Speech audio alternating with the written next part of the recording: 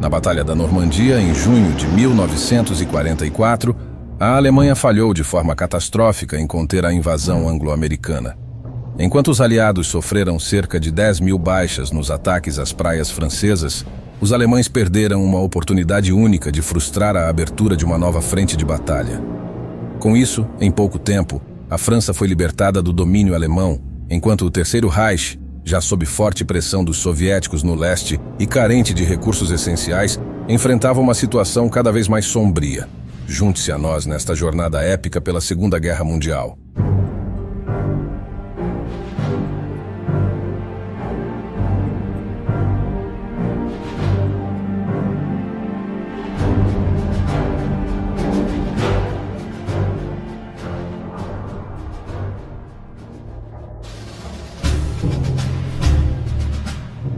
Antes do ataque às praias da Normandia, os marechais de campo Erwin Rommel e Gerd von Rundstedt divergiam sobre como se preparar para a iminente invasão aliada.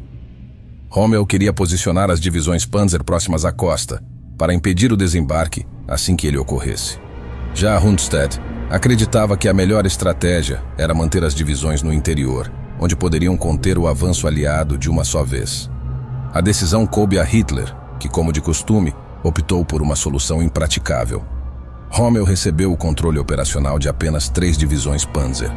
Destas, apenas a 21ª estava próxima à costa da Normandia. As outras 2, a 2ª e a 116ª, estavam ao norte do rio Sena.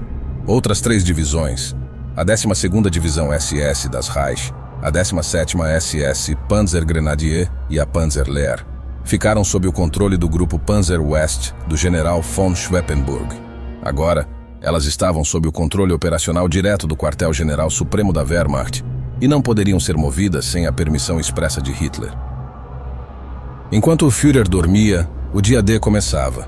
Mas ele não era o único líder indisponível. Rommel também havia deixado seus homens para ir comemorar o aniversário de sua esposa, o que criou um sério problema quando o general Erich Marx tentou mover a 21ª Divisão Panzer em direção às praias para enfrentar os aliados.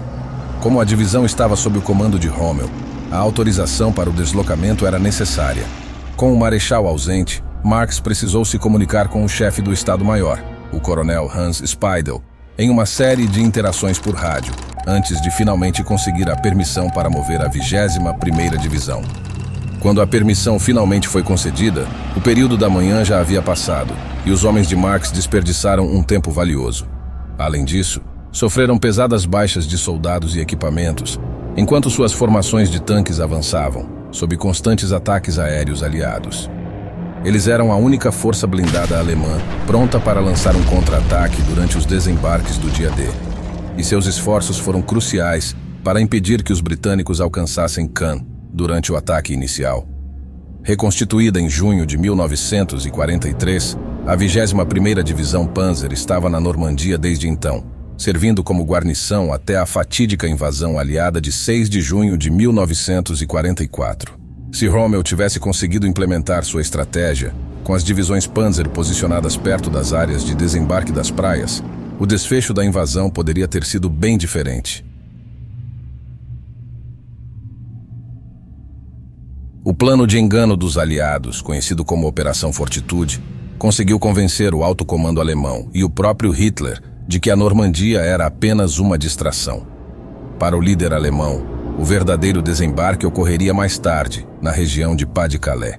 Por isso, o 15º Exército, sob o comando do general Hans von Salmuth, foi mantido naquela área.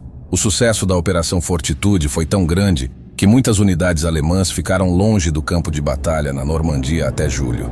Mesmo entre os soldados e comandantes na linha de frente durante o dia D, o entendimento da situação era extremamente confuso. Ninguém sabia exatamente o que estava acontecendo, e as reações, quando surgiam, geralmente eram mal coordenadas. As unidades alemãs, de modo geral, tinham capacidade combativa limitada, já que as principais forças do Terceiro Reich estavam empenhadas em outras frentes. Aqueles que lutavam na Normandia eram uma mistura de soldados remanescentes da Wehrmacht e da Waffen-SS, alguns experientes e bem treinados, outros mal armados e despreparados.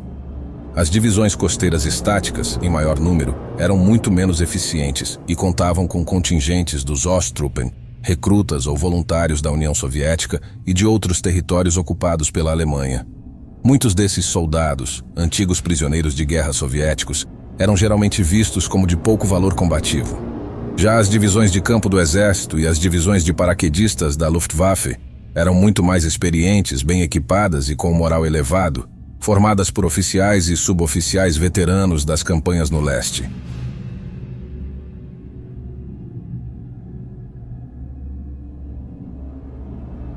Cinco divisões de infantaria comandavam as defesas costeiras nas áreas atacadas pelos aliados. A 243ª e 709ª divisões estáticas estavam posicionadas na península de Cotentin, com a 709ª de frente para Utah. A 91ª Divisão de Infantaria Luftland, reforçada pelo experiente 6º Regimento de Paraquedistas, foi transferida para a região em maio, com o objetivo de fortalecer as defesas. O comandante da 91ª, Tenente-General Wilhelm Faley, foi o primeiro general alemão a morrer em combate durante os desembarques na Normandia. No dia D, o carro de Faley foi emboscado e, após ser atingido por diversos disparos, colidiu contra uma parede. A 352ª Divisão de Infantaria, uma formação de campo veterana e bem treinada, havia chegado recentemente à Normandia sem ser detectada pela inteligência aliada. Ela se opôs aos desembarques americanos em Omaha, com consequências devastadoras. No setor britânico e canadense, as praias de Gold, Juno e Sword eram defendidas pela 716ª Divisão Estática, comandada pelo general Wilhelm Richter. Reforçada no final de 1943 com oficiais e suboficiais experientes, essa formação também ofereceu forte resistência aos invasores. Antes mesmo da invasão, a confusão e os mal-entendidos já estavam presentes. Os alemães não acreditavam que os aliados conseguiriam realizar um desembarque em grande escala sem capturar um porto. No entanto, graças à engenhosidade aliada, esse problema foi resolvido. Os portos flutuantes Mulberry foram implantados em Gold Beach, sendo usados por 10 meses após o dia D. Durante esse período, mais de 2 milhões de homens, 4 milhões de toneladas de suprimentos e meio milhão de veículos foram desembarcados antes da desativação total dessas estruturas. A descrença na possibilidade de uma invasão em larga escala e a demora em mobilizar as forças de elite alemãs resultaram em consequências desastrosas.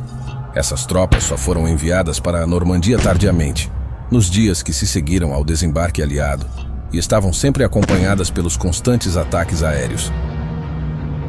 As primeiras unidades direcionadas para o contra-ataque foram a poderosa 12ª Divisão Panzer SS Hitlerjugend e a elite Panzer Lehr. A 2ª Divisão Panzer também foi deslocada às pressas do sul da França, mas enfrentou grandes atrasos devido a sabotagens e aos temidos ataques da aviação aliada. Outras unidades seguiram o mesmo caminho, como a 17ª Divisão SS Panzergrenadier, que chegou a Carentan no dia 11 de junho, e a Divisão das Reich, que entrou na batalha no dia 18. Ao longo de junho, o general Bernard Montgomery fez várias tentativas de cercar Caen. Todas falharam diante da feroz resistência alemã. A 21ª Divisão Panzer e as recém-chegadas 346ª e 711ª Divisões de Infantaria bloquearam o avanço da 51ª Divisão Highland a leste da cidade, embora com grandes perdas. A oeste de Caen, a 50ª Divisão foi impedida de avançar para o sul de Bayeux, em direção a Tilly-sur-Seulles. Em resposta, os britânicos tentaram flanquear a Divisão Panzer Lehr, comandada pelo general Fritz Bayerlein, com a 7ª Divisão blindada, avançando em direção a Villers-Bocage em 12 de junho. Inicialmente, os britânicos foram interrompidos pelos tanques Tiger, do 101º Batalhão de Tanques Pesados SS, mais notavelmente pelo veículo comandado pelo célebre SS Obersturmführer Michael Wittmann. Em 13 de junho, Wittmann sozinho destruiu 11 tanques britânicos e 13 outros veículos blindados. Além disso, a Panzer Lehr e a 2ª Divisão Panzer, que também estavam no teatro de operações, forçaram uma retirada geral das forças britânicas. A batalha mal sucedida em Villers-Bocage foi a última chance que os britânicos tiveram de flanquear Caen rapidamente. Os alemães conseguiram fechar as brechas em suas linhas antes que o acúmulo de forças aliadas se tornasse avassalador. O terreno defensável lhes deu uma vantagem significativa, assim como a superioridade em armamento. No entanto, as forças de Hitler já não tinham resposta para o enorme poder de fogo aliado. Ataques aéreos, artilharia e bombardeios navais desgastaram inexoravelmente as formações alemãs, que já estavam extremamente debilitadas.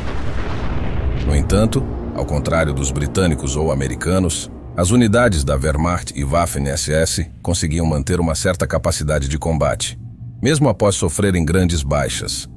Muitas dessas tropas tinham vasta experiência no fronte oriental, acostumadas a operar em grupos de batalha improvisados, formados conforme a necessidade.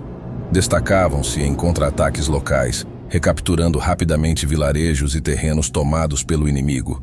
Isso permitia que pequenos grupos de soldados bloqueassem repetidamente formações aliadas muito maiores. Contudo, enquanto resistiam com sucesso a ataques contínuos, os alemães perdiam muitos homens e tanques valiosos, recursos que não podiam ser repostos. A total incapacidade dos alemães em repor suas perdas foi um fator decisivo para o fracasso em resistir à invasão do dia D. Além de todo o planejamento, superioridade material e numérica dos aliados, era praticamente impossível para a Alemanha, naquela fase da guerra, defender 3.200 quilômetros de praias, com apenas algumas divisões Panzer, muitas vezes mal equipadas e distantes dos locais de desembarque. Enquanto isso, os aliados concentraram todas as suas tropas em uma única área de ataque, utilizando forças terrestres, navais e aéreas contra um inimigo que já não dispunha de poder aéreo ou naval para reagir. A grande verdade é que a incerteza sobre o local exato do desembarque não foi tão decisiva quanto muitos acreditam, nem mesmo o tempo precioso perdido pelos alemães, enquanto ainda tinham a chance de desferir um golpe mortal contra as forças de desembarque. Cedo ou tarde, o imenso poderio material aliado, reunido para aquela batalha, definiria o desfecho final, empurrando as forças de Hitler de volta às fronteiras da própria Alemanha. Se você gostou desta história, curta e compartilhe este vídeo. E não se esqueça de inscrever-se no canal Lado B da História.